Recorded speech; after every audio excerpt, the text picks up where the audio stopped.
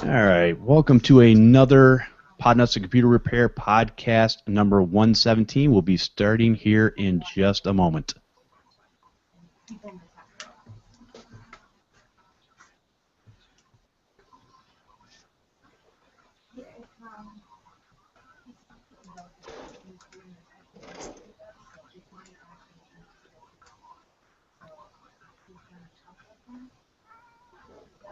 All right, and we are live officially. All right, welcome to Podnutz, the Computer Repair Podcast, episode number 117. I am Jeff Halash. This is our live call-in show for computer repair techs. The call-in number is 1-888-697-0162. Let me introduce the co-hosts. We have Chris Carruthers from the Remote Support Tech team. How you doing, Chris? Still running, Jeff. How about you? I'm warm in my office while it is snowing outside, so I'm happy. Oh, well, I have a little footrest so I can keep my feet off the floor. Oh, if that there helps. You go. Also joining us today, we have Charlie Hoover from BostonTechCollective.com. How you doing, Charlie? Very good, thank you. Good to have you on the show. Appreciate you coming out on this. Is this not Super Bowl Sunday? There's something going on with sports, I think. Okay. It is Super Bowl Sunday. Yeah, there's somebody that's trying to get something from one side to another and more than the other guy. I don't know. Gotcha. So It's basically, handball, right? I don't know.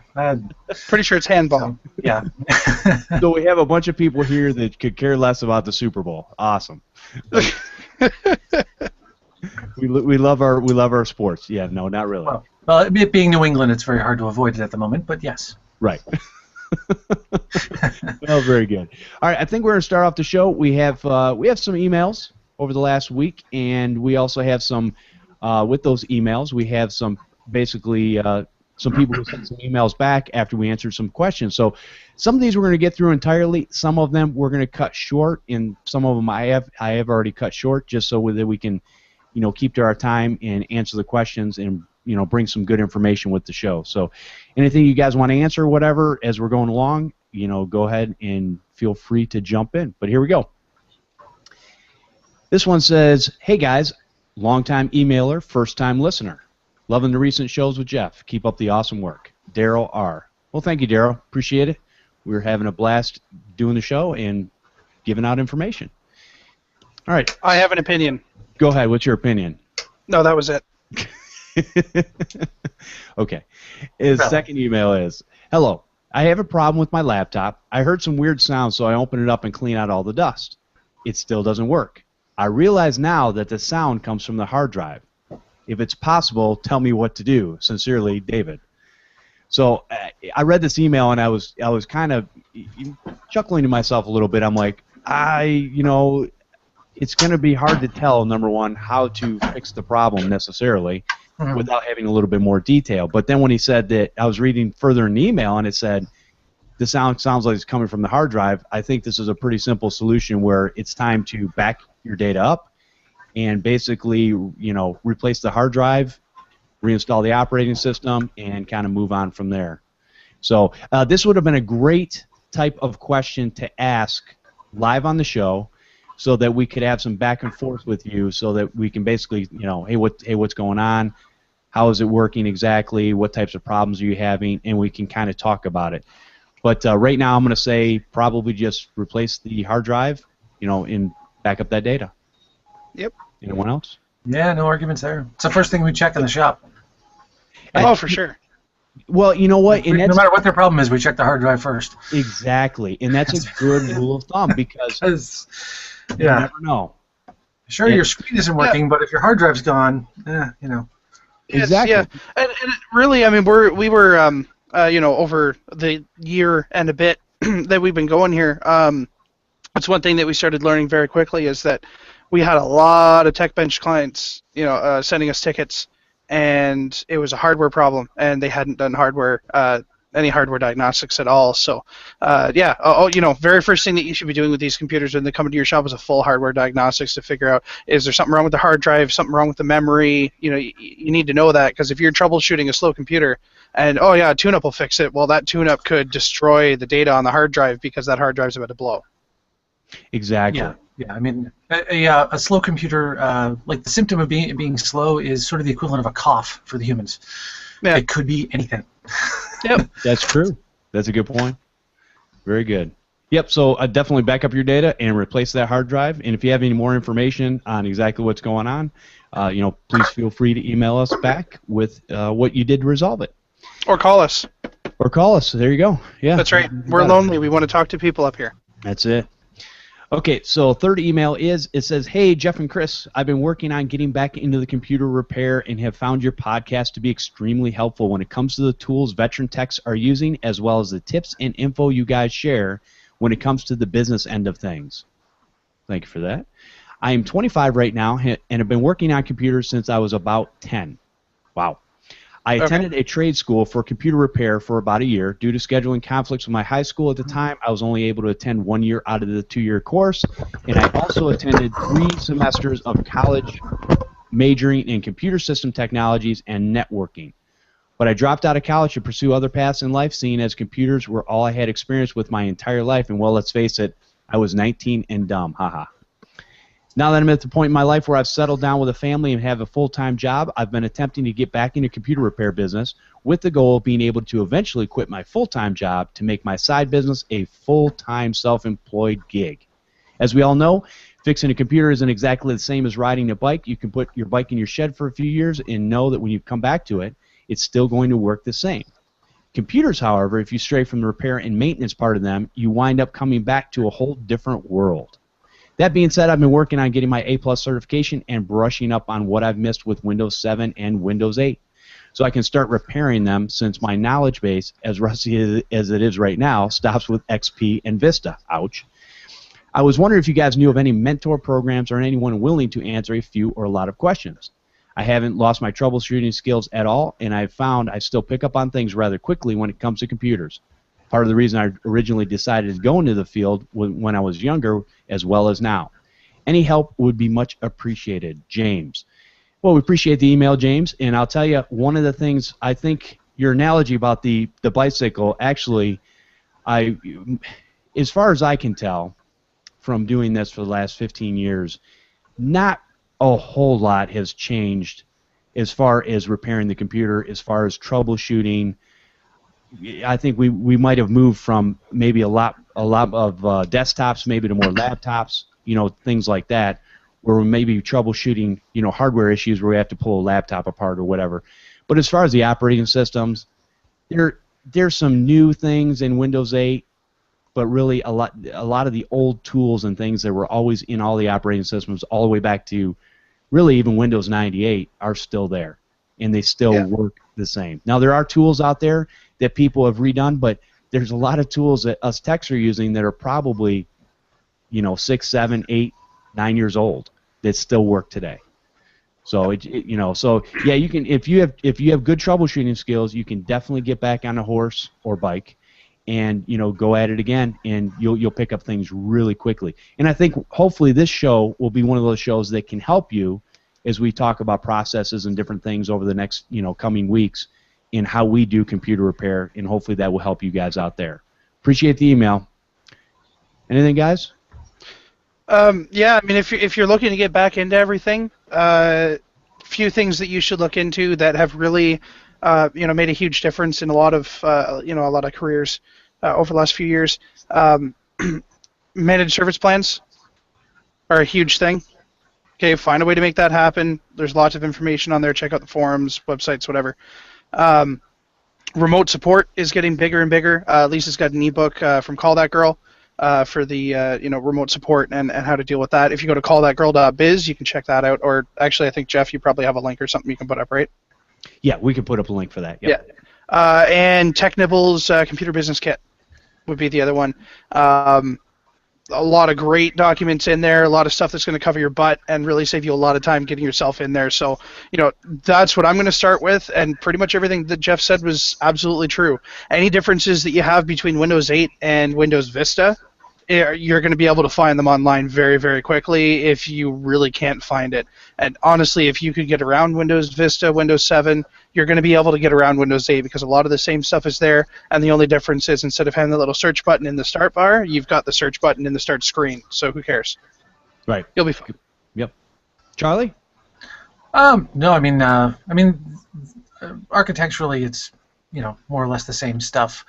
They've gone a little overboard with the GUI with 8, but other than that, which thankfully they're backtracking with 10, so yay.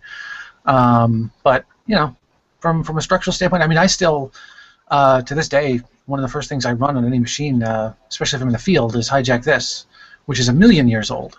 Right. But that thing gives me just a quick little heads up, overview, and that thing's as old as anything. So right. Yeah. It was definitely in use back in XP. So yeah. Absolutely. Yeah, we've been using it for a very long time. That's true. Yep, good point. Yeah. So definitely get back out there and just like I said, listen to the show, and hopefully we can bring some information, and you'll pick it right back up. It's not that hard at all. All right. 4th email. This is from Anthony, and is a response to what we talked about last week, I think, his email. It says, "Hi, Jeff. You guys hit the nail on the head with last week's show. Thank you for addressing my email. I have to believe in myself. Everything I learned was self-taught using resources I had at the time. Anyways, I will keep up my own personal research to stay on the trends for home users. Pricing, I guess, might be trial and error at first, but I will figure it out. Thankfully, I have the cushion of a full-time job in the meantime. I think the hardest part right now is constructing my prices. I listened to at least 2 of the podcasts that were talking about pricing yourself and your work. But I'm still a bit lost on how to charge my customers. I don't want to overcharge, but I don't want to shortchange myself. My main goal is to help people, and I easily tend to want to go low on the price. Sometimes when working on friends and family's computers, I don't even charge them. But now I'm trying to do it as a business in hopes of replacing my career. It's different. What is your, and this is kind of a last part of the email we'll get into in a little bit. What is your exact virus removal process? I'm so OCD, I always wipe and reload, but I didn't realize you could truly clean and repair it in a cost-effective method. I have been in the registry to clean it out before on my own PC in 2005. Thanks and good show. I appreciate what you guys do. Anthony. So, pricing, I know Chris will be all over this in talking about pricing and believing it, charge what you think you're worth, charge what the area, demands. Don't just necessarily go lower than everybody else. I would stay right, look at the highs and the lows and kind of, maybe come in the middle. And then you really got to figure out what are your costs. If you have advertising costs to get new customers, if you have tool costs, all these different things are going to come back on your bottom line. So you've got to figure out exactly what it's costing you to work on the machines, and so that you're actually making money. So yeah. I would stay in that median price range. Chris? Yeah. Really, you got to charge what the market can bear, and that's what it comes down to. I know that I sound like an economist every time I start talking about all this stuff because I'm always telling people that they're not charging enough. But if you've got one guy doing virus removals at $40 and you've got another person doing virus removals at $109, you gotta look at it and say, hey, listen, I'm not in a poor neighborhood. I'm not somewhere where people can't afford to spend the money on getting this job done right. So charging yourself at around $109 to $129 in that type of an environment is going to attract you the right kind of customers in the first place. So, I have my own opinion about pricing, but going in the middle is something that I'm always going to butt heads with you on there, Jeff, because that's never the solution for me. Well, I don't mean okay. So let me clarify that. I don't mean that you take the $25 an hour tech and you take the $129 an hour tech and you go in the middle there necessarily. What I mean by is you look at legitimate businesses in your area that are doing what it is you want to do, and kind of just find that median area, not necessarily in the middle. I agree with you. But I would even argue with that, because if you're not on par with, assuming that it's reasonable and assuming that they're not pricing themselves out of the market, right? I think Charlie has an opinion. Oh no, I was just gonna say it really comes down to because when we were first opening up the shop, pricing was a big thing, and it really I think comes down to the area that you're in, what everybody else is charging, and your confidence level in the specific things that you're doing, as to whether or not you think you're basically your own self-worth of the whole thing. And what we did was, we've got hourly rates for, going on site, and we've got flat rates for anything that comes into the shop. That way there's no weird math involved. It doesn't matter how long it takes to do whatever it is. And those prices came from evaluating, everybody near us. And, maybe sort of dropping a little bit below, or a little, kind of trying to keep it fair for us and for the clients. So, yeah, just what the market will bear, I think, is completely right. So it's like our data recovery. We do a lot of data recovery, and the flat rate we charge for that is $250, assuming that we get anything and they want it. We don't charge more than that. Okay. A lot of places will start at $500 or $1,000. And we don't have a clean room, so we don't have to pay for that. But right. There's certain things that the market will bear that it depends on the area you're in. Right. No, those are good points. No, Chris, and I definitely am in agreement with you. I think what I had said last week, and I'm just kind of the same thing that Charlie had said. If you're looking at what the prices are going for in your area, I totally agree. You want to stay around that price area. I think you don't want to push too far. When I think middle ground, I'm thinking of the scenario of, okay, there's techs out there that are charging 109, and there's techs out there that are charging 129. I'm not thinking about the super low end. So let me clarify that. So in between, like you said, the 109 and the 129, that's exactly where I would probably lie. Or, even if you wanted to drop, when you're first starting off, $105. There would be nothing wrong with undercutting it a little bit. It depends on the type. I think that it depends on the type of customers that you're going for. So, and I'm going to use that as the perfect example. You have somebody, and the highest price in your area is 109. That's how much the virus removal is, and that's what you're looking at. I wouldn't say, okay, well then I'll do it for 99, because yes, that would be undercutting them by $9, right? Or $10. Which hey, $99 for virus removal, that's still a decent amount if you have your processes done right and you're not using 2 hours of your time to do this. But at the same time, I don't want those $109 clients. I want $129 clients. And I know that I'm in a city where $129 is something that people who are going to be return customers, people who are going to want to continue having their computers worked on or buy new ones, or those types of things that cost money, are going to come to my shop for that. I also know that if I'm going to be charging $129 for virus removal when my closest competitor is $109, I'm not going to have people haggling over the prices. I'm going to have people coming in that are going to be happy with the type of service that they're getting better customer service out of it, and that they're getting their computers back faster. Those are the types of things that I'm looking for when I'm doing pricing. Obviously, that doesn't work for everybody. Obviously, there are areas that doesn't work for, especially if you don't live in a big city. But it's definitely something to consider. No, that's a very good point. Yeah, you definitely have to. You have to look at your market and figure out where you are in that market. And yeah, definitely don't undercut yourself. And don't forget that less important than the price is making sure that whoever you're doing work for really, really likes you and what you're doing, because that changes everything. If you're on the high end of price, as long as people feel like they're getting a good value for it, you'll never have a problem. Right. Yeah. Customer service is king, and I'm gonna say this again. If people that don't have good customer service out there, you will be gone shortly. People that do have good customer service, then they'll be here for the long haul.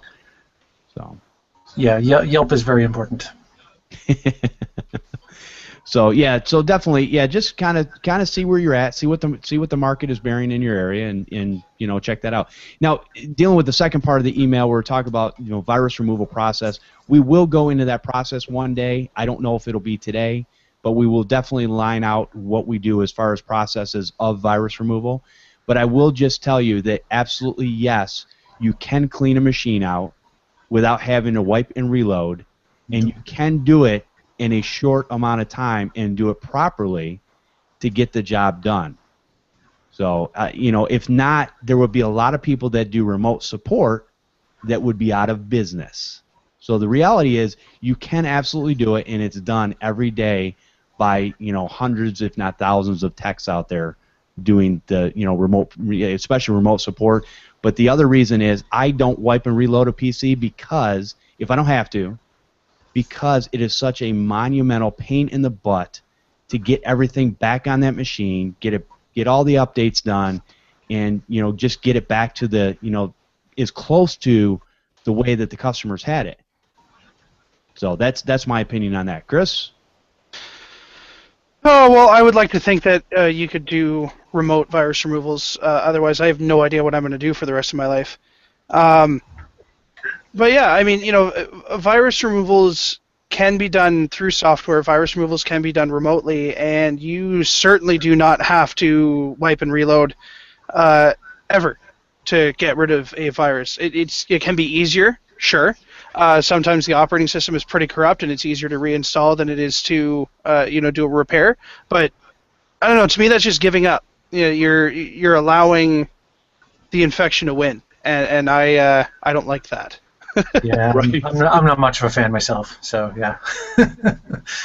Now, so Charlie, do you guys have to do a whole lot of wipe and reloads there, or are you just you really try to fix the problem? My viewpoint's a little different because I'm very rarely at our shop. Okay. Because I'm out in the field. Out in the field, I very rarely do wipe and reloads unless there's really good reason to do so. And I've gotten very, very good at scouring a machine from end to end very quickly.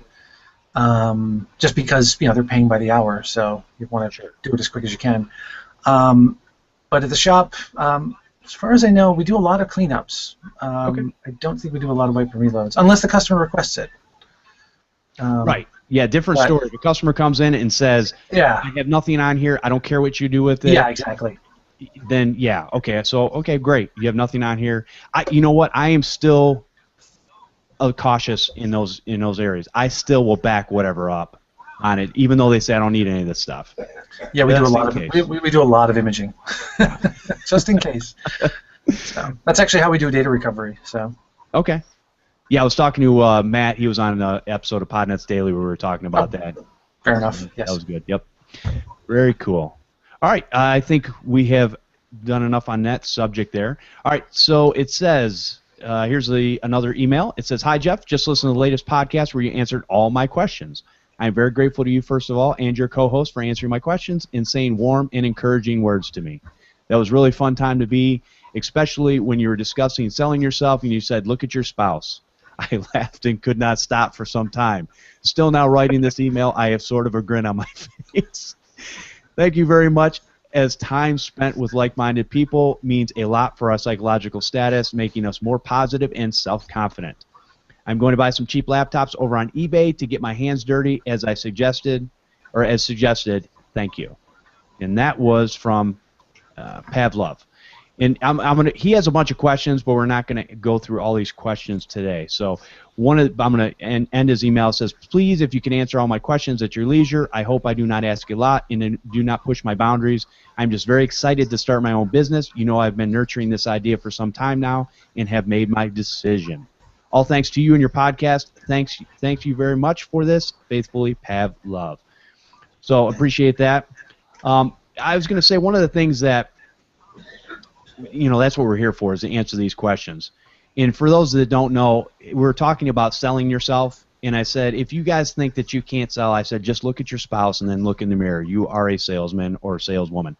So that's absolutely true. So with that being said, I think there's a lot of questions that he's asking that'll make good content over the next few episodes and stuff. And we'll kind of go into some of that.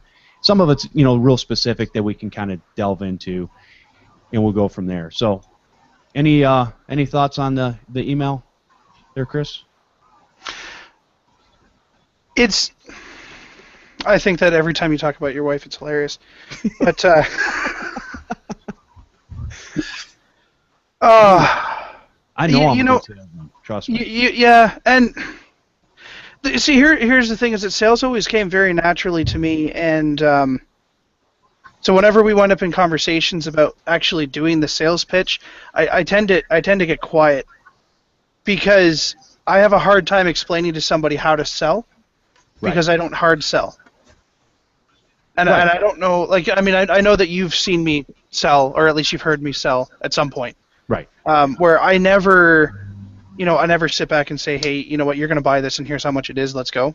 Right. I more have a conversation and let people buy from me. Exactly. So that's a much harder conversation to have than most other sales tactics. I tend to defer to other people to let them make that speech.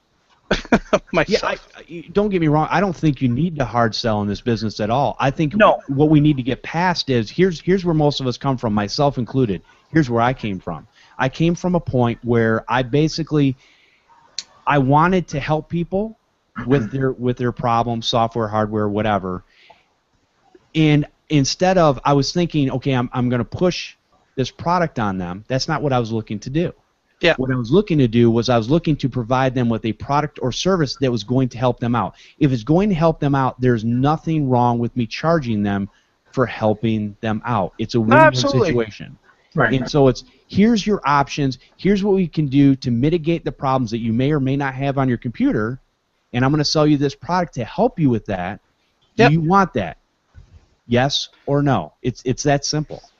Yeah. And you just got to get past the point of I'm pushing this on them, and here's what you need, and no, that's not what we do. Right. And I've never. See, here's the thing: is if you tell them at any point during the conversation, do you want to buy this? In my opinion, you lost the sale.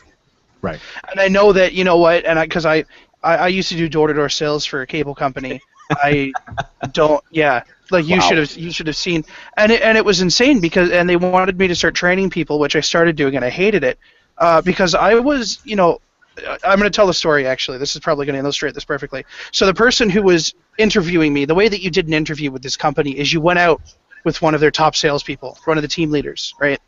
Okay. And the whole idea is that they were interviewing you while they were doing their job and doing the door-to-door sales, so you could see what they do and they could see a reaction to it.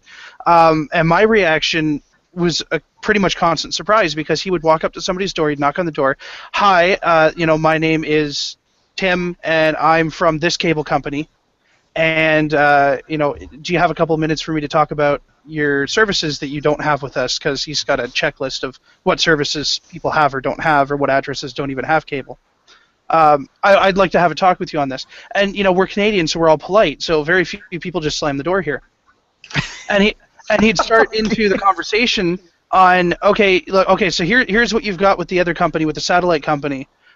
You want this. This is what you want, and this is what I'm going to sell you, and here's how much it is a month. Look at how much cheaper that is. Isn't that amazing? And I'm not going to say that he didn't sell, but I am going to say that I was outselling him within a week of starting myself because I didn't do any of that. Hi, my name's Chris. I'm here from the cable company.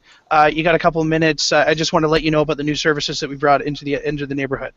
I'm not here to sell you anything. I just want to talk about this stuff. Hey, no problem. Oh, you know what? Actually, I was just looking at my bill from the satellite company. I really wasn't happy with this bill. And I want. Do you mind talking to me about my bill with this company? No problem. Here's the side by side. Yeah, we can get you the exact same stuff, and here's how much it is. Oh, and okay, well, how much is it after the first year? That is how much it is after the first year. Here's the promotion. And they just sold themselves. I do the same thing now with virus removals. Hey, you know what? Virus removal is $129, and we can just do the virus removal for you, get you all cleaned up. You're all set for today. But we've got this thing for $250 a year, and we're going to do unlimited virus removals for you, and we do all of these things. So you tell me, do you want me to just fix it now, or do you want me to deal with this for the next year? What do you want me to do? Right. And they make the decision. If they make the decision, the power is in their hand. They feel good about what they've done. And a year from now, when the renewal comes in, they're likely going to renew because they made a decision to keep themselves protected. You didn't sell it to them. That, I think, is how you should do sales in any service industry. And I know that there are a lot of people that disagree with me because I've had arguments with bosses from previous jobs about it, regardless of sales numbers. But you're doing all right, Chris, right? I don't know, Jeff. I don't know if I'm okay. And you just explained it very well, so no, that's really good. Hey, Charlie, what do you think about that whole process? There's different ways of selling different things, and we tend to be more on the sort of softer selling side as well, in that we really don't try to sell fear to anybody. Right. We know a lot of companies try that, and it actually actively, makes me angry anyway. Yep. Especially antivirus companies, man. But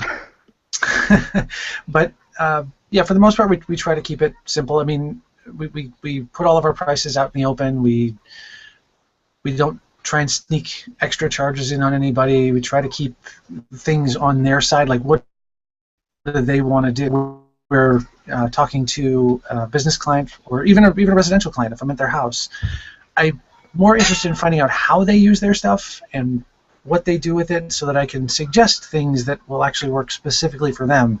Because I can rail against this or that, or tell them to do this or that, but if it's nothing they're interested in, then it's not even worth it, and they're definitely not going to buy anything. So it's better to sort of keep it in their court, make sure that they understand benefits and that kind of thing. Right. No, these are good points. These are all great points. I think we'll stop there with the sales stuff, but it is good. It's good. We're in a business to take care of our customers. If you keep that in mind, don't think about yourself, because I think sometimes even when we're afraid to offer things because we're afraid that we're being pushy. Just offer it, and again, like Chris said, you put the power in their hands. They make a decision one way or the other. There's different techniques for doing that, but definitely don't use the fear-mongering technique. That makes no sense whatsoever. No, I mean, short term you're going to get a whole bunch of sales from it, and long term you're going to have a whole bunch of refunds and people who don't come back to you because that's exactly what you've done. Exactly. It really is about making sure that people can trust you. It's easy enough for them to look things up later. So I would definitely don't even think about trying to lie to them in any way. Right. Exactly. Good. All right. Well, let's move on to another email. This one's from James. Hey again, guys. Just want to say thanks for the support, and I'm already picking up quite a few tips from your podcast. I tend to re-listen to the episodes due to my job consisting of being in my vehicle 95% of the day. Haha. Also, I do have a question for you guys. I've started a computer repair business on the side after my full-time job. This is the theme of the show, isn't it? Right. Part-time computer repair. I've thought about doing remote access repairs as well, but decided against it due to the fact that I live in a very rural area. Most of the people in the area have satellite internet, unless they live in town. And well, let's face it, in my town and several of the other ones in the area consist of a gas station, school, one intersection, a bar, and a grocery store. All within view of each other. That or their internet is only a couple megabytes per second. So remote support isn't really an option for me. That being said, do you guys have any advice for techs that live in the boonies other than move, Chris? Haha. Thanks for the feedback, James. He called it. So go ahead, Chris. Sure. Hey, listen. So I want to point out something here. I did not grow up in the city. Okay, I grew up on farmhouses. I grew up where the closest neighbor that you had took you 15 minutes by bike. Okay, and the town that I grew up in now finally has more than 1,000 people. Okay, so I feel your pain being somebody who used dial-up until I was 16. Now, you are, which was about 4 years. Yeah, thanks, Jeff. But what I will tell you is that you are in an amazing position because you are in an area where everybody knows everybody. That means that everybody should know who you are, and if they don't, you need to get out into your community so that everybody knows who you are. Because you are going to be the person that people call. You are going to be the person that people are going to be comfortable dropping their computer off with you if you're comfortable with them doing that.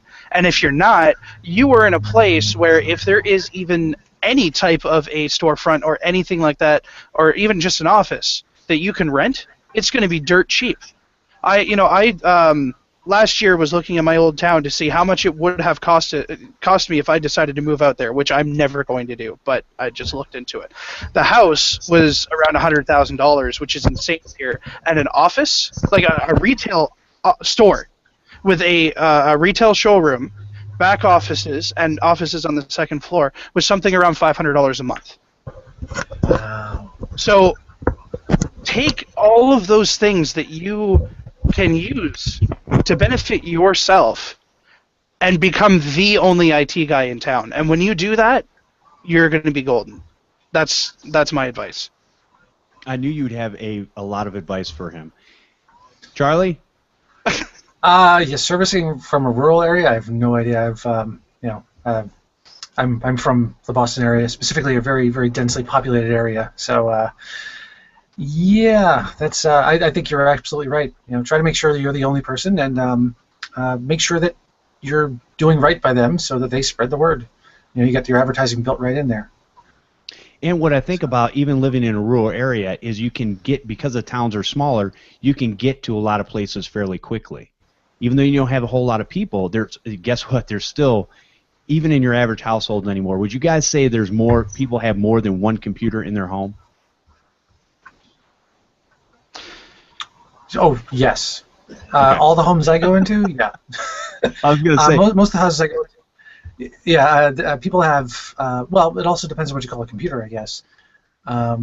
I see, laptops, desktops, tablets, phones, Right. Nintendos, and Xboxes, and everything else, and I'll help anybody with all of those. But yeah, it's getting really kind of complicated. Most home networks are actually really complex environments, especially compared to like a small business with just a few employees. Because you have, the kids have, the parents have their computers, and then the kids have the cast-offs from the parents, and the youngest might have, some random piece of crap. The Commodore 64. Yeah, it's like it's like layers of technology. It's almost like archaeology. So, yeah, I definitely think people have multiple devices these days. Not everybody, but more and more people I see. Well, it's funny you say that, because my youngest, who's 8, his cast-off is a Core i7, 12 gigs of RAM. Right, right. Well, we're bad examples for anything like that, though. Got some real first-world problems going on there. Yeah. That's his cast-off. It was one of my old computers from a few years ago. In any given time, in my household, I have 20 devices hooked up to my router. Yeah. Yeah.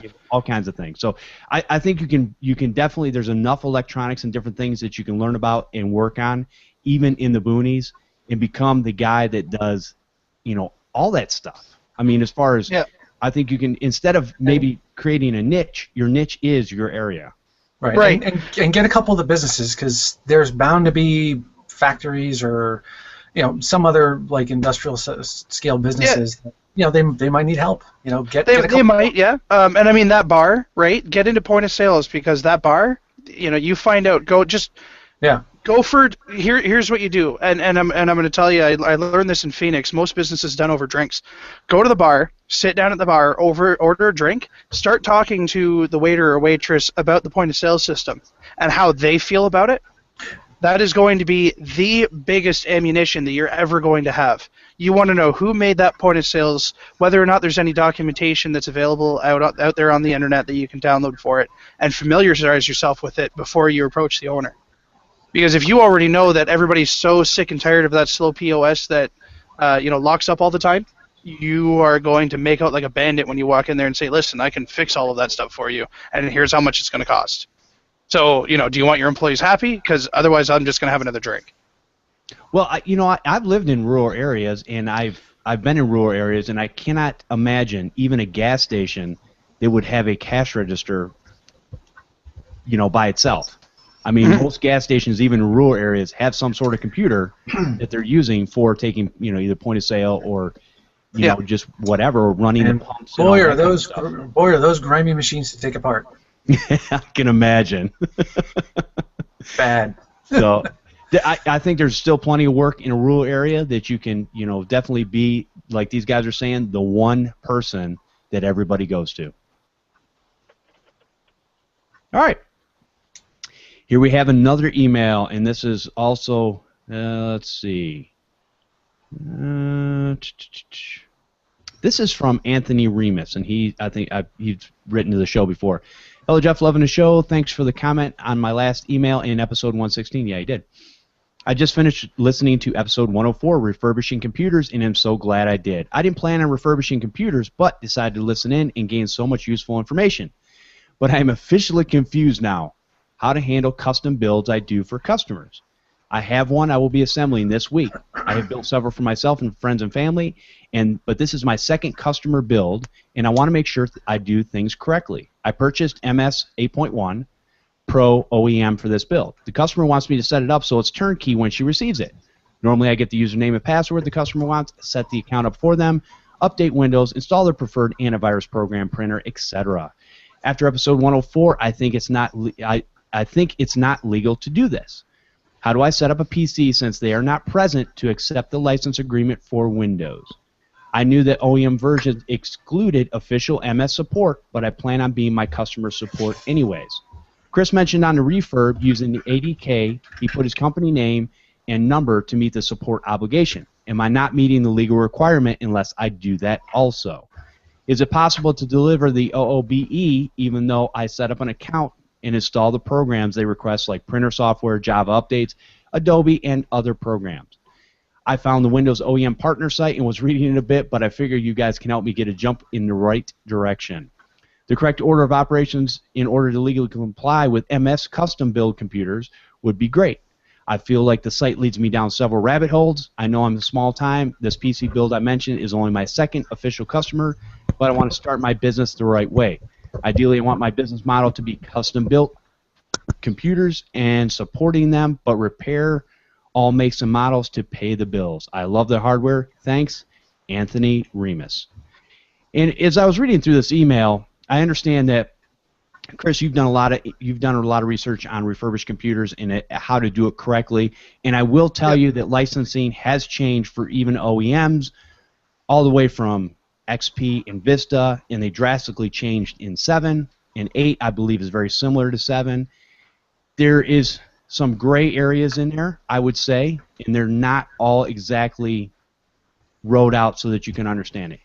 My thought process on it, when I do a customer build, the customer signs a contract with me that gives me permission to basically log in, accept their agreements, set their software up, make sure everything is done correctly. No different than even when I get a computer in and I fix it and I'm doing the updates and different things like that. So my thought process on that stuff is that's exactly how I would still do a customer build today. Now, as far as the support, yes, you are the support. Do you have to add it to the operating system? You can, and I even do that on when I do repair computers, because my program, I hit a little button in there on D72 and it populates that information instead of having the Microsoft stuff in there, and puts it in there with my name, phone number, all that kind of stuff, so that the customer can get back to me quickly if they need to, and they know where the computer was fixed last.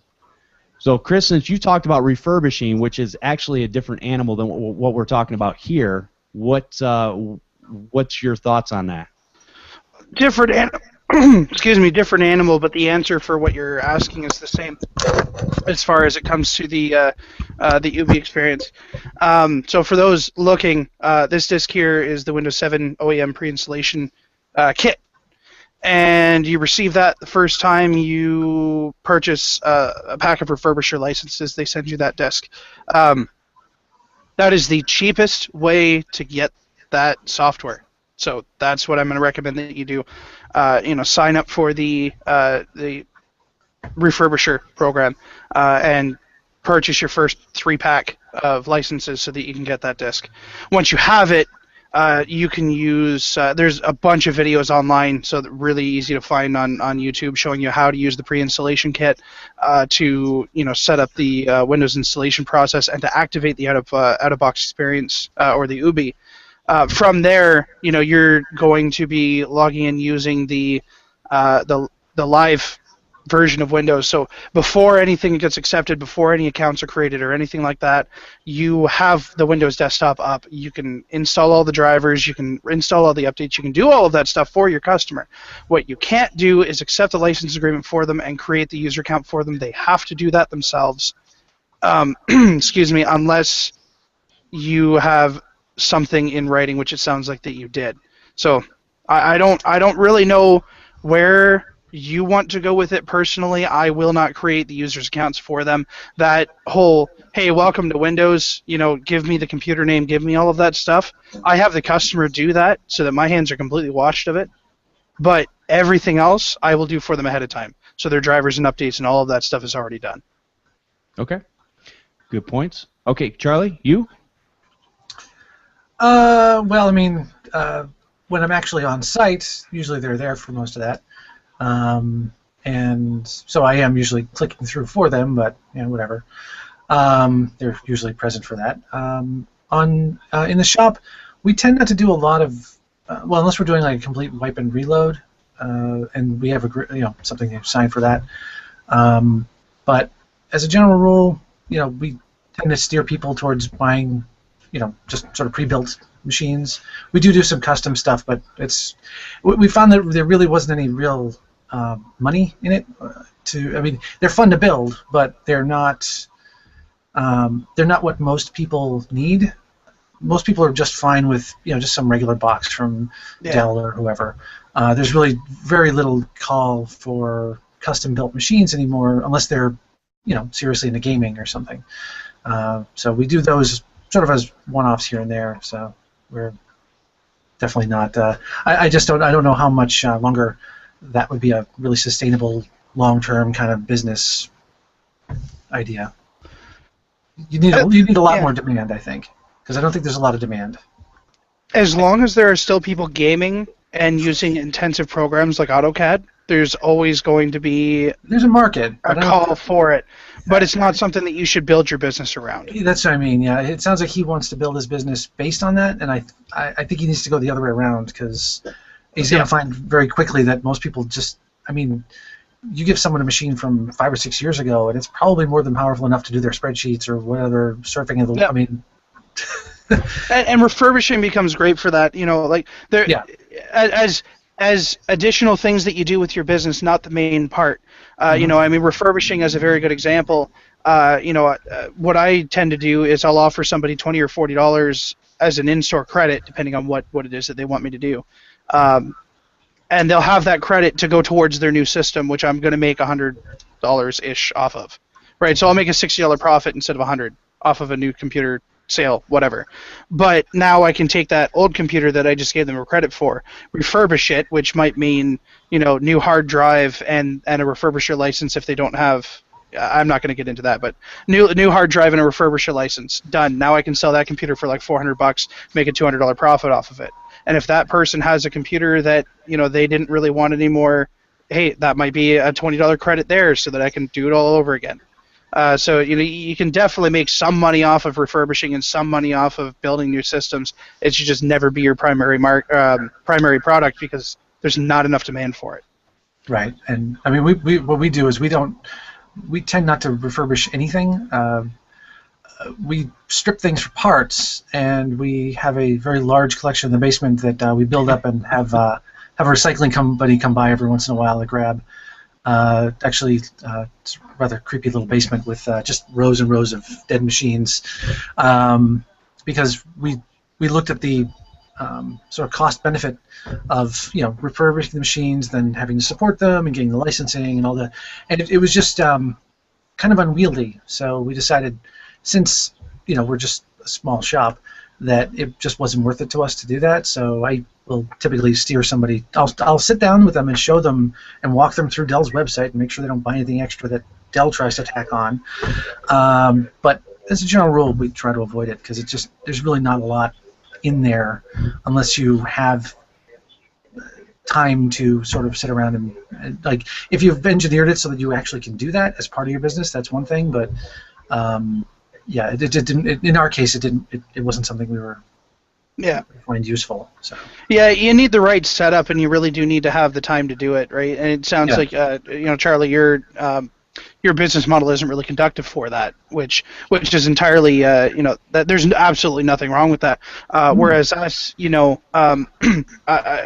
there's still some gamers in town here that will call me up when they want a new computer, and we'll absolutely build that computer for them. It takes maybe an hour for Brad, my tech, to put it together, and then I take care of the OS loading and deal with all of that, which is maybe 20 minutes, Right. on keyboard. So we're only really using an hour and a half worth of time, but you need the space for that stuff to be sitting, and really that can get in the way for a lot of people. So it's just not not always conductive. I was going to say, yeah, there are people that actually do make their money specifically from computer builds for non-gaming purposes, and they actually make really good money. There is a different cost perspective when we're talking about this. I can tell you beyond a shadow of a doubt that the cheaper the computer you buy, the worse your experience is going to be on a regular daily basis over the long haul, over a year, 2 years, whatever. If you buy a hand-built machine, you will have a much better experience for longer periods of time because they're not just proprietary products. They're products that have been vetted and have been used by many different people that say, hey, this is a good product or this is a good manufacturer, and you kind of tend to stick with those types of parts. The reason I've never had a problem with any of my operating systems, I loved Vista. I had no problem with Vista whatsoever, is because I had a machine that could handle it. Had I bought a Dell, HP, or whatever, I would have had a poor experience like everyone else. But I think going back to the licensing, now I will tell you for my business, I will send people to Best Buy or whatever when it comes to laptops because obviously we can't build those.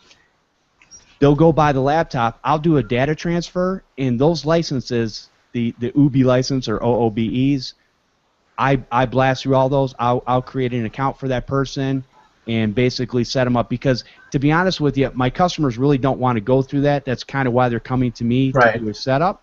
So I set that up and then give it to them, and all they have to do is just hook it up to their Wi-Fi or whatever, and they're on their way. Is that the right way to do it? Maybe, maybe not. Again, there are so many things that you can read in the MS documents. Right. They're convoluted. That it's mostly CYA stuff. Yeah. Right. I mean, I've been doing this for I can't tell you how many years, and clicking through the agreements. I mean, sometimes because especially if I'm on site with somebody, I'm like, "You agree to this?" They're like, "Sure, whatever," because they're not going to read it, even if they were sitting in front of it clicking in the first place. So. I agree with you, and honestly, I doubt that anything would ever come of it. Like, let's face it, right? Who's Microsoft going to want to go after? The person who agreed to that on behalf of their customer, just because they're a tech and they're just setting it up for them? No.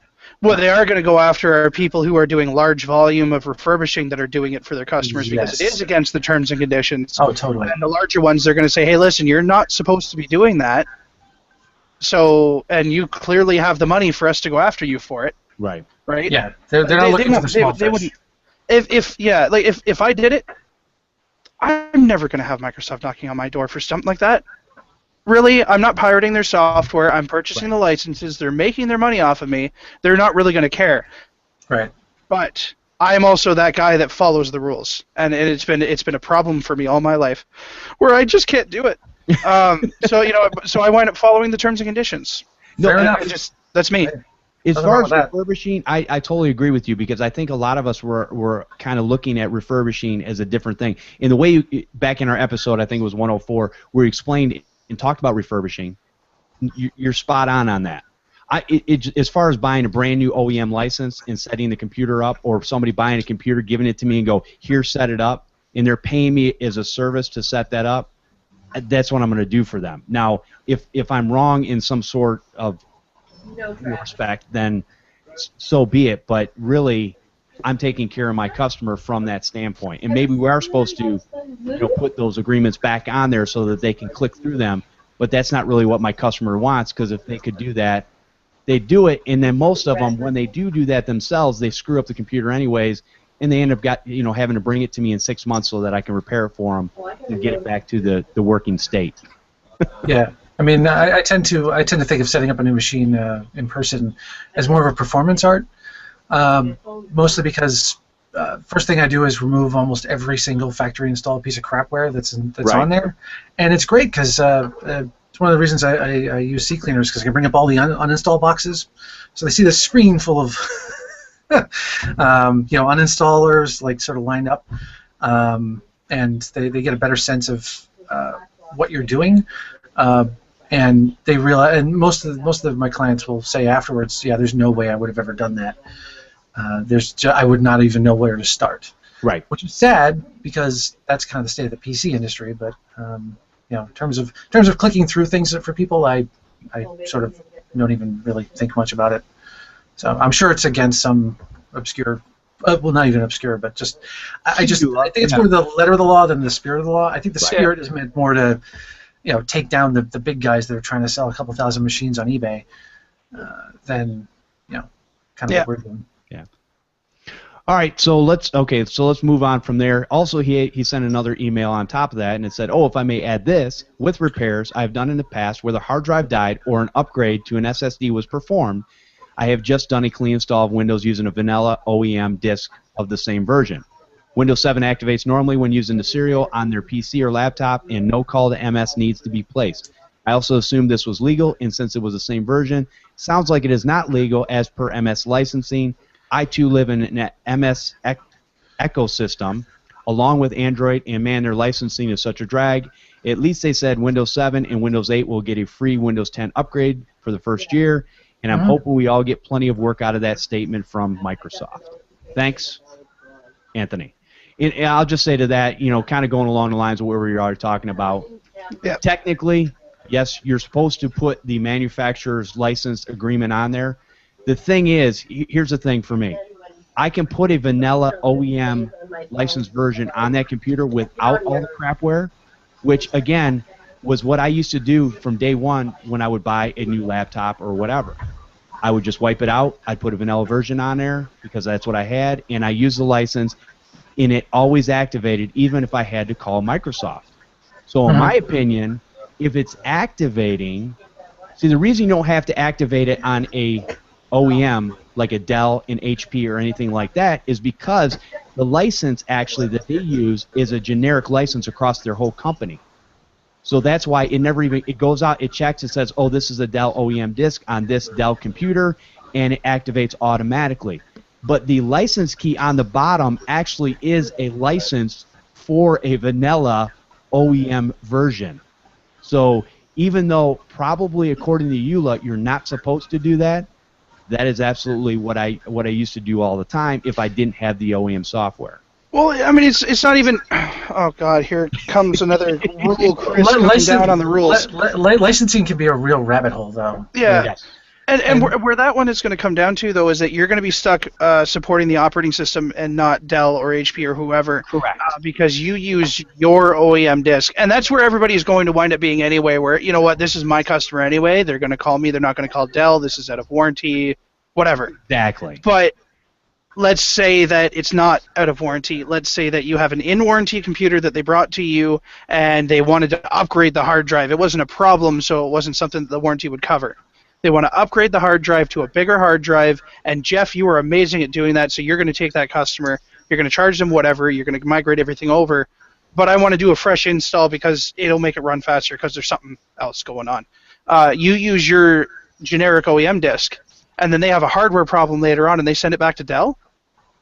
Dell's going to wipe that hard drive and put their operating system back on there before they even touch the hardware because they cannot support the operating system that you installed. Correct. And that's really the only – Microsoft's not going to come after you for it. That's going to be the only problem you're going to see. And I generally don't – quite honestly, if I do get a computer that's within warranty, a lot of times I've already looked that up and say, you know what, for that, I understand what you're saying if somebody wanted an upgrade hard drive or whatever, which – I don't really run into that, a whole lot that people want to do that, and I think a lot of times in those respects I would probably still clone the hard drive, and even if I was going to do a fresh install, I would use the recovery partition to do that fresh install anyways. Right. If you can clone. Yeah. Because it'll save you time and effort later, just even trying just to set things back up again. And don't get me wrong, Chris, because here's the problem. The reason I don't do unless I absolutely have to and have no other resource, the reason I don't like using a vanilla OEM anymore is because I have to go and search and find the drivers and hook everything back up. So to me, it's more of a time sink. If I can use the OEM software, I absolutely will nowadays. That's something that I learned over time. Yeah. Oh, fun stuff. Yeah. Let's see. We have let's see. Okay, one more from Anthony. Jeez. Jeez, Anthony, take up all the airtime. So thanks for the info. I need to focus on my work orders more than I have. Man, this legal stuff is always what held me back from doing this prior, but I'm determined to do this. My motivation is to be the best so my customers get the best, and your shows are such a great help to get up to speed with the industry of tech repair. Thanks, Anthony. Appreciate that, Anthony. And what I had sent him is we were talking about legal paperwork, and again, I talk about the Technical Business Kit is a good place to start to get the legal mumbo jumbo, which, you know, obviously double check with a lawyer once you set yours up. I didn't, but in my understanding, it was checked by a lawyer of sorts in another country, so that's not necessarily going to apply. No. But at the same time, I could read it enough to have an understanding that it was going to cover me to the best of my ability anyways, because nothing is going to cover you 100%. Actually, the Technical Computer Business Kit was reviewed by lawyers from the countries that they're being sold in. Oh, great. I did not know that. Good to know. Like I said, you can read it and just know that that is legal mumbo-jumbo, and it looks like it will stand up in a court of law. Well, as much as any written come on, that's exactly. And there's still a lot of people that do handshake agreements, right? Sure. There's a lot of businesses that will work with businesses that do handshake agreements. It's via email or whatever. Hey, here's what we're going to do. Okay, great, do that. And well, verbal agreements are legally binding almost everywhere. That's why phone calls are recorded when you call companies, right? Because they want to have a recording of that phone call that you verbally agreed to something. Good point. Yep. Good point. Charlie, anything on this one? What do you guys use? What do you guys use there? Do you do contracts or no? Well, we do a couple of different things. Do you mean in the shop or with business clients or residential clients? Because there's sort of three different things. If you don't mind. That's fine. Well, in the shop we have sort of a piece of paperwork that people sign when they drop their stuff off. Just kind of goes over the basics, the responsibilities, blah blah blah. For businesses, we have a couple of different support plans. We actually just changed over to a new system. We just started using Continuum. Okay. And we're started doing the managed service stuff. And what we do is we have sort of a big long contracty sort of thing, and people sign on that. It's been sort of pieced together from other things, and I think we got part of it from the other tech collective in San Francisco. We got sort of a mishmash and sort of customized it for our own needs. And I mean, honestly, really the big thing is making sure that people are happy and that they don't have to resort to using the paperwork against you. That's really the number one thing. The contracts are important, but making sure that they're happy and they don't decide to start finding wiggle room inside the contract, that's more important, I think, because anything can be torn apart if someone really decides to dissect it. And I have a rule of thumb that I don't necessarily tell my customers right up front, but in my head my rule of thumb is if you are unhappy with my service and no longer want to work with me, I will give you a 100% refund, and I have no problem with that whatsoever. I'll eat the cost. It doesn't matter. It's not worth a customer out there, or even a business for that matter, not kind of bad-mouthing me for whatever reason. It's just not worth it. No, totally. Here's your money. We're going to terminate our agreement. Here we go. We're on our way. In an age where one angry person can really do some damage, it's best to try and keep people as happy as you can, even if they are leaving.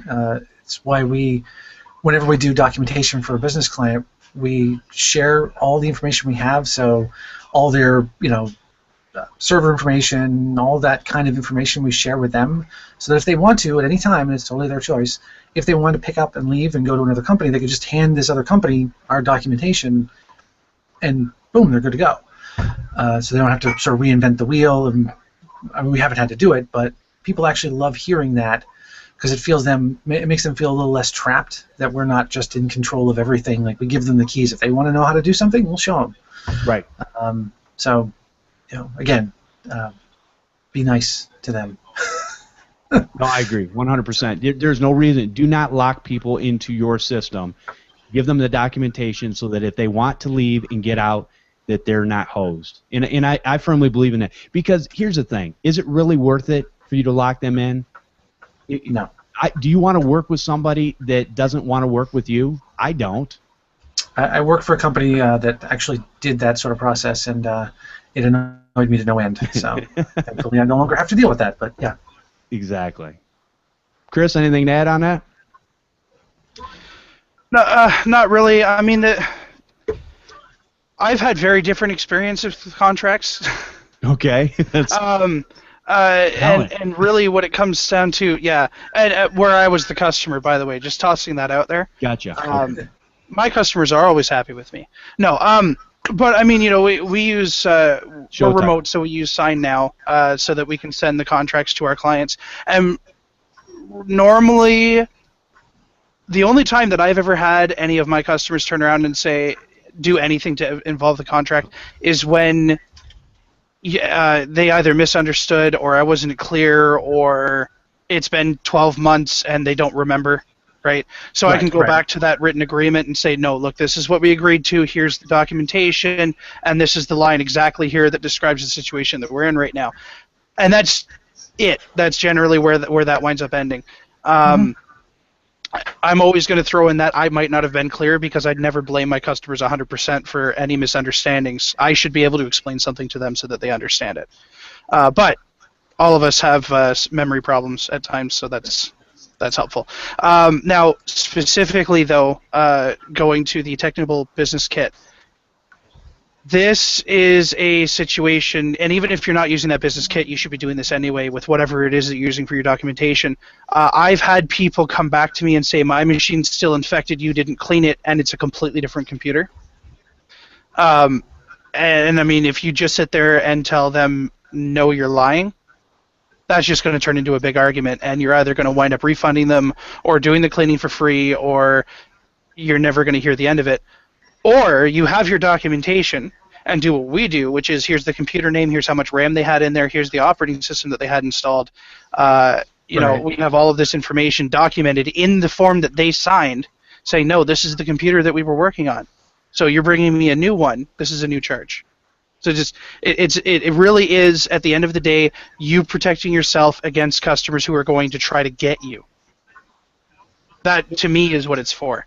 And one of the things that Chris taught me a while back was that, something I wasn't doing because I didn't think it was that important, was actually taking something from the computer, like a serial number, and putting it in your paperwork, because that way, if somebody has the exact same model, maybe they have two in their house for whatever reason, they bring you the second one back. Hey, you didn't do this one. They're trying to get two for the price of one. Not that that's going to happen a whole lot, but here's the thing. I can always go back to the serial number and look back in the system and say, okay, here's the computer we had. Yeah, keeping track of what specifically is coming through is actually really important. So, yeah, we heavily document with our ticketing system. Yeah, and actually I'm going to be experimenting with this, so stay tuned. What we're thinking about is setting up a trial with one of our clients where they're going to use a ticketing system that I'm not going to name yet. And within that ticketing system, you can create asset tags for the systems that you're working on. So once the ticket is created, they're actually going to print off a barcode and place the barcode on the system. Now, I mean, they're already going to have, the service tag number from the manufacturer and any serial numbers that they can find documented, but that barcode will be their quick way of taking, like a $30 scanner that they bought off of Newegg, give it a quick scan, and it pulls up the computer information and all the tickets that they've worked on it to expedite that process. So yes, it's still important to have those paperwork signed, but there's also ways that you can save time and money when you're trying to look at that type of tracking. So stay tuned, because I think that's going to be really cool. Very cool.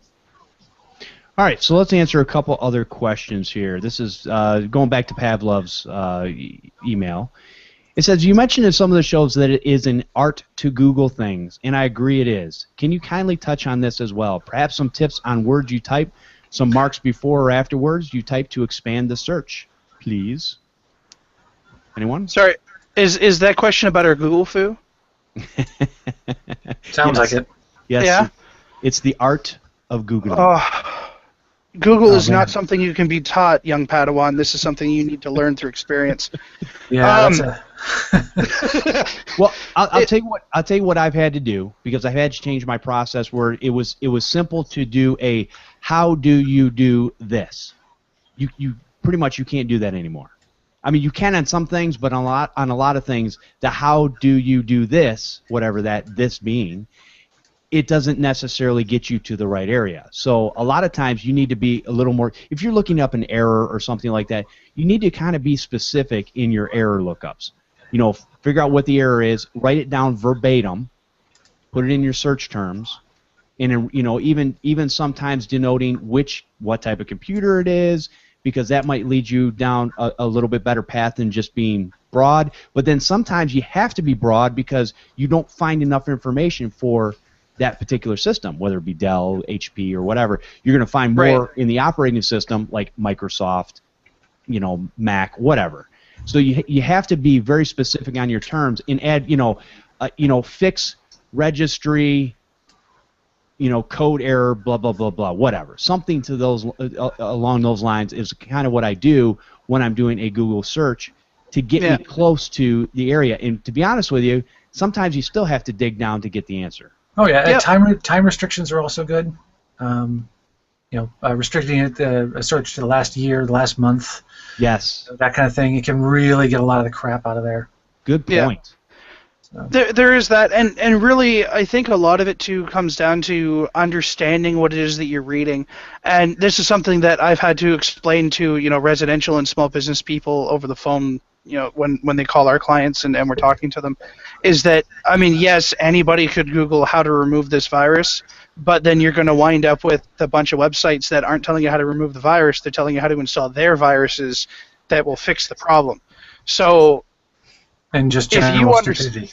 Or how do I remove the ESET virus? What? So you have to understand what it is that you're reading, and if you're at that point, you're 50% of the way there. So now all you have to do is run your own troubleshooting to figure out what the problem is, right? I'm getting this error message. Well, that's fantastic, but what are you doing when you get that error message?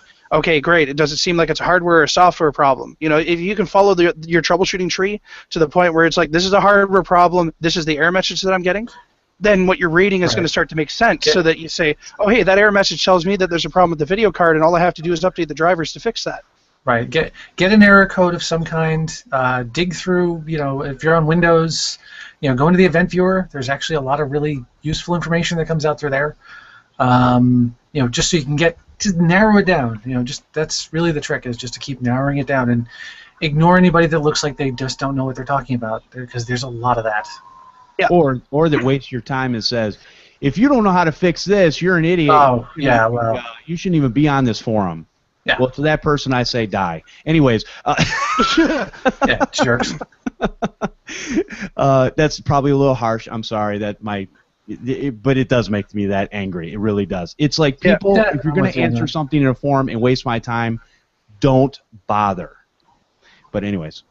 So, yeah, definitely. And one of the things you'll find is, even with error codes, you will find a lot of things that it could still be several different hardware devices. Drivers. A lot of things, yeah. So you really have to dig down and kind of see, okay, it is a process. But hopefully that'll get you closer. Don't just do the, how do I do this? Because a lot of times that'll just give you way too much information. Oh, yeah, you're going to jump into the deep end and have no idea which way is up. Exactly. But, Jeff, the thing that you need to remember to keep on reminding people is, at the beginning of the show we talked about diagnosing all the hardware as the first thing that you want to do before you start troubleshooting everything else. So you should already know that there's nothing wrong with the hard drive and there's nothing wrong with the memory, which are, really the only thing that I can think of. If you run a hardware diagnostic and the tools that you're using are accurate tools and they come back that the hardware is okay, the only thing that I can think of is that the power supply is going is really the only one that's going to throw out error messages that you're not going to be able to figure out very easy. Well, right. So you should already be at that point. The error message, buy a power supply tester.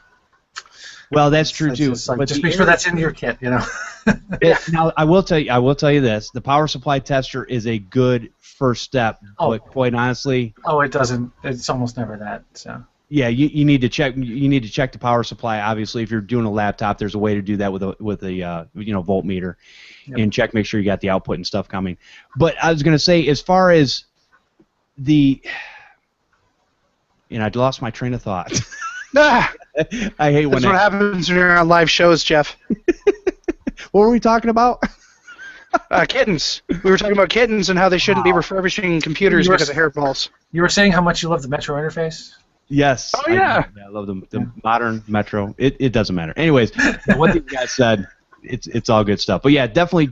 Oh, I was going to say, the error codes I'm looking at are wireless cards or video cards, either being the hardware itself or the drivers for those two devices. I've had them break many, many systems over the last 6 to 8 months for whatever reason. Don't know why. Thank you, Microsoft, for updating the drivers automatically on that stuff. Yeah, and that's another good point too. Is that I used to use Microsoft's update to update those drivers. I no longer do that. I actually go in when I'm working on a computer system. I actually hide those updates so that they don't come up again, because they're under options. They're under optional updates anyway, so it really doesn't matter. And you can hide them so the customer is never going to click on them. It's never going to be an automated thing, and you can go from there. And then either go to the manufacturer's website, or even sometimes, I always say the manufacturer's website, unless you're dealing with like an Intel hard drive driver of sorts for their Intel Matrix, whatever, blah, blah, blah. A lot of times it's better if you actually go to Intel than even Dell, HP, whatever, because sometimes their drivers that they have will also break the system, which I can't figure out because they're the ones that built the system and okayed it. But that's just the way it is. So, let's see. I think we got time for one more quick question, and I think we're getting towards the end of the show. One of the things we will start answering is, and I think in another show we will start talking about processes of troubleshooting, and we'll kind of go through our different processes. We'll also talk about processes of virus removals, and different things like that. So any types of things that you guys want to hear as far as processes and different things that we go through, just shoot me an email, and we'll get that information there, and we'll definitely do a show about it. Last part of the email last question for the day. Is it absolutely necessary to have your own website up and running right from the beginning, or once I've acquired some assets, then I will think about the web? Also, how did you find your company that hosts your website, and how do you manage the security of your website, or is it part of the package you pay for monthly for hosting? What do you think would be the criteria to find decent website hosting? Please, okay, and that basically is a question. I found my website hosting just through, basically someone told me to use HostGator, and I did, because that's where I set up my initial HTML website, which I bought a website called TechSite Builder 1 at the time, or it was just called TechSite Builder. And I built a static HTML web page just to get my presence out there, and that's where I started with my business. Do you have to do that? No, but when I started my business, I created an LLC right off the bat because it cost me $50 to do so. I created a logo. I created it. I got a business line. A phone number using whatever Google Voice or anything like that, or I use Grasshopper now for my business line. You can use different things like that. And then I wanted a presence out on the web because I wanted a way for people to find me. So that's how I started off. I also started off using Google AdWords. So that's the way. That's the only way that I knew how to do it, because I wanted to get new customers in all the time. Chris? Well, I mean, I just went to GoDaddy because everybody knows GoDaddy. Mm-hmm. I can already hear the booing, but it works for me. If it works, it works. I mean, as far as when I started my repair company, I started it off as a sole prop, because I didn't really have a need to incorporate right away. It was just me, right? So all the liability falls to me anyway. But after a little while, you set up the website, you advertise it, do a little bit of Google AdWords, but really, all of my work didn't come from my website. All of my work didn't come from my advertising because I sucked at it, right? Where my work came from was that I joined the Barrie Chamber of Commerce, and I met people. I shook their hand, I gave them my business card, we spoke about the problems that they were experiencing, and I followed up with those leads. And that last part is the important. You have to follow up those leads, because somebody will tell you when you're in a face-to-face meeting, you know what, you were freaking fantastic, and I'm going to call you as soon as there's a problem. Thank you so much for your card. But if you follow up with them a week later, hey, I met you at the chamber meeting. It was a fantastic meeting. You just wanted to follow up and make sure you still have my card, or if you needed anything. Well, yeah, actually, you know what? We're having a problem with one of our printers. So that's it, man. You know, if you haven't already done it, join your chamber of commerce. Go get to know some people. Because even if there's other IT companies in there, there's always somebody looking for a new IT guy. And if you can meet them face to face, you're going to make a better impression than a website. Very good. Yeah. All right, Charlie? Yeah, no, I would agree with that. Face to face is where you get a lot of business. But I mean, if you don't have the budget for either time or energy, at least get the domain name. You know, redirect it to, I don't know, like a Facebook page or something that people can go to that can see something. Even just a flat landing page hosted by somebody else if you want. I mean, we were actually getting to the point where we could have coded our own website, and it's entirely within our skill set. There was no time. So, so what I did, I cheated. I built a Squarespace site. It's got all the, bells and whistles for the most part. I mean, there's some things I can't do unless I dig in my hand, but because I don't have time and I just needed something that looked good that had all the information about our company, that's what I just did. I mean, sure, I lose a little geek cred for that, but I just don't have time to be, patching and updating and blah, blah, blah, blah. So that's kind of what we ended up doing, and it worked out really well. I mean, I get little metrics, I get all the other assorted information about it, and I don't think it looks like a Squarespace site, so that's good. It doesn't, and that's why I was surprised when Yohai told me it was a Squarespace site. I was very surprised. I've heavily modified it.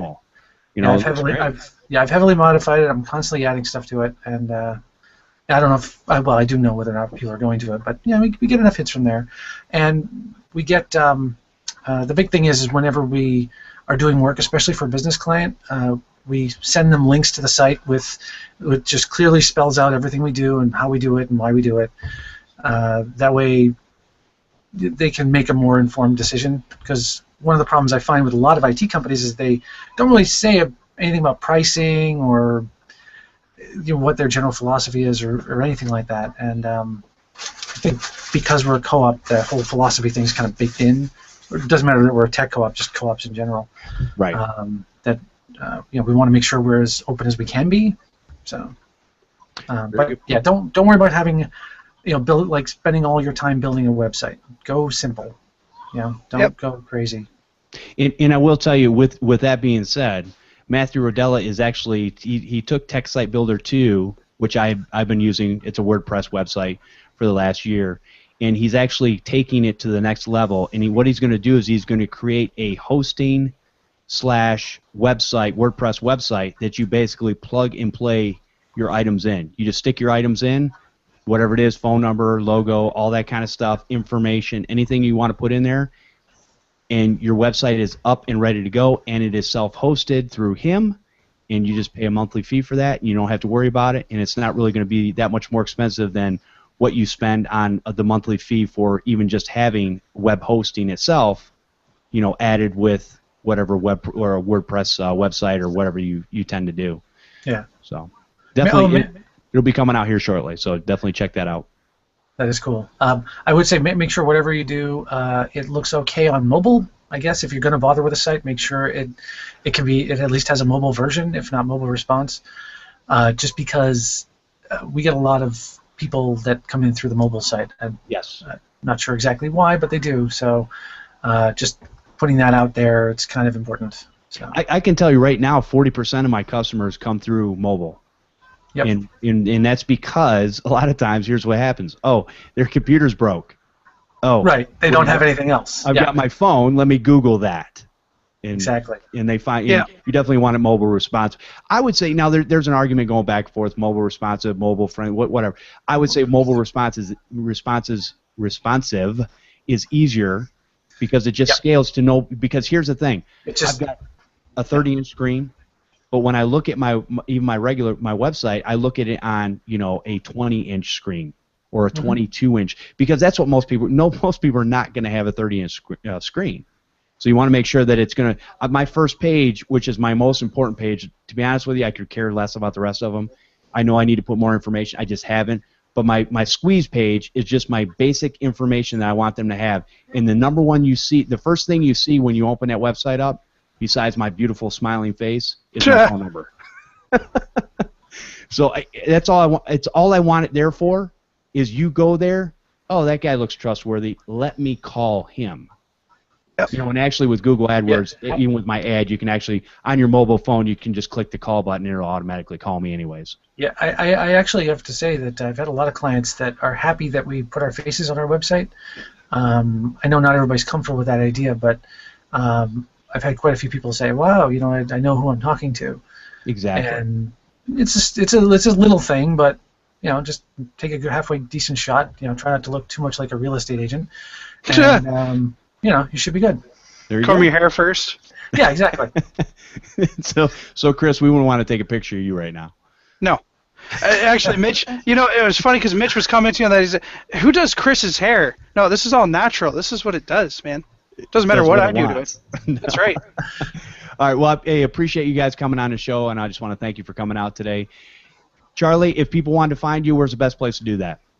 Well, me personally, over on Google+, that's where I hang out. I do my Geek Question of the Day. So feel free to come by and, you know, join the fun. And that's just, actually, charliethegeek.com will redirect there, so it's easiest. For work purposes, bostontechcollective.com, that's where everything is. So just hit there. We're also on Twitter and Facebook and everything else, so we're pretty easy to find. Very cool. Well, thank you again. Chris, if people want to find you and find what you're up to, go ahead and pimp yourself. Oh, if you insist. My name is Chris. I'm the owner of Remote Support Tech Team. We do white label remote support for IT companies. Just tossing this out there as well. The Repair Tech Solutions deal is done.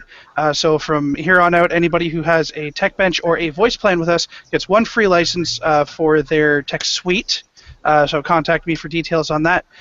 Your best bet to contact us is either to go to our website, rstechteam.com, or you can email us at info@rstechteam.com. Great. All right, you guys, I want you to, it's actually coming up here shortly, come check out Ken Dwight, the Virus Doctor. He is doing a free 2-part webinar on advanced virus removal techniques for Podnutz on February 4th, which will be this Wednesday, and the 11th at 7 p.m. Eastern Standard Time. If you want to hear a interview that Ken and I did together, it's Podnutz Computer Repair Podcast number 107, where I talked to Ken extensively, and he was on the show a couple weeks ago where we kind of talked about viruses and other things. I will have a sign-up link in the show notes, so definitely check that out. You guys can also find me on the Google Plus at Jeffery Halash or Twitter at TechNutPC. If you're a computer repair tech and would like to be a guest on Podnutz Daily, email me at podnutzdaily@podnutz.com. If you'd like to feature your product or service on this show, email me at podnutz@podnutz.com. You guys can leave a voicemail at 1-888-697-0162. If you guys could, please leave us a rating and or review over on iTunes. That'll help more people know about us. You guys can also help support the Podnutz Network the next time you're shopping at Amazon. Go to podnutz.com/Amazon. And I want to thank everyone for listening and subscribing to the show. We'll see you next time on Podnutz, the Computer Repair Podcast.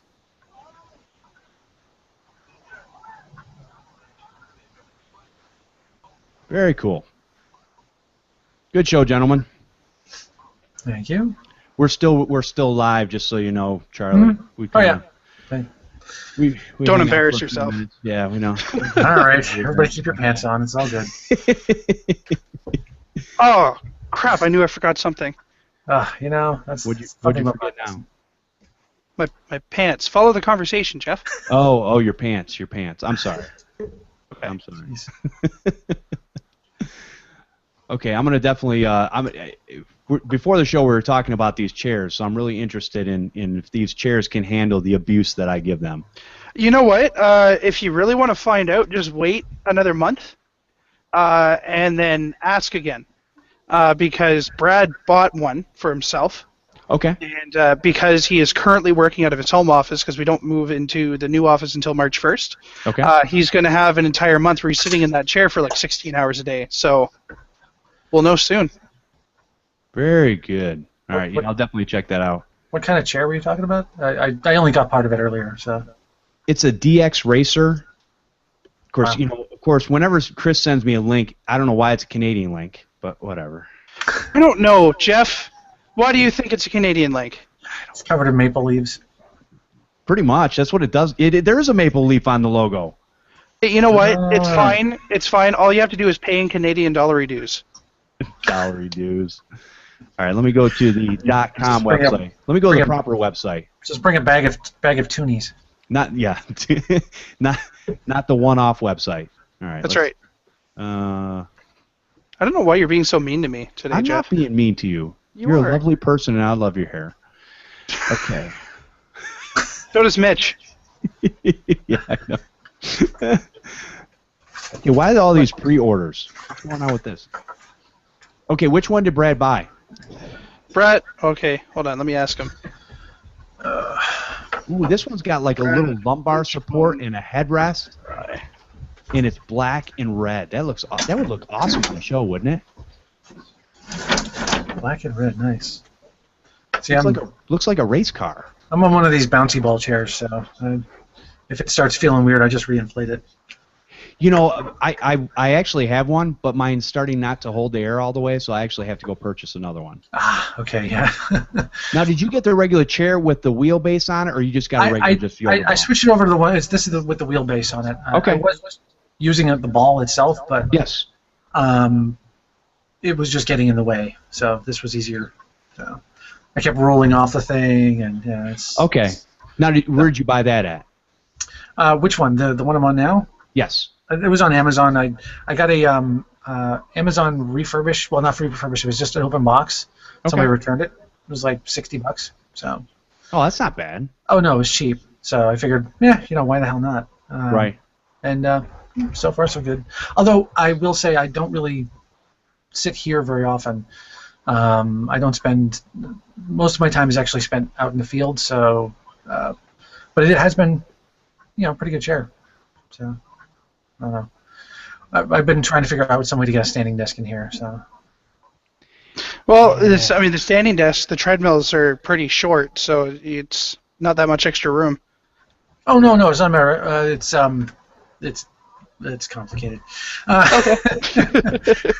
It's a matter of getting rid of what's here and putting it there. That would be. So yeah. Gotcha. This is a very large butcher block table that I'm using as a desk. So. I'll be very interested because the only what's the real expensive chairs, Chris? I mean, not these, but there's the I want to say Adder whatever. I can't remember the name of them, but they're basically mesh chairs. They're supposed to be very comfortable for the long haul. Oh, Oh, that sounds familiar. That's a chair. I can't remember the name of it. Yeah, it's like Adderant. I can't remember. Adderall. Yeah, there you go.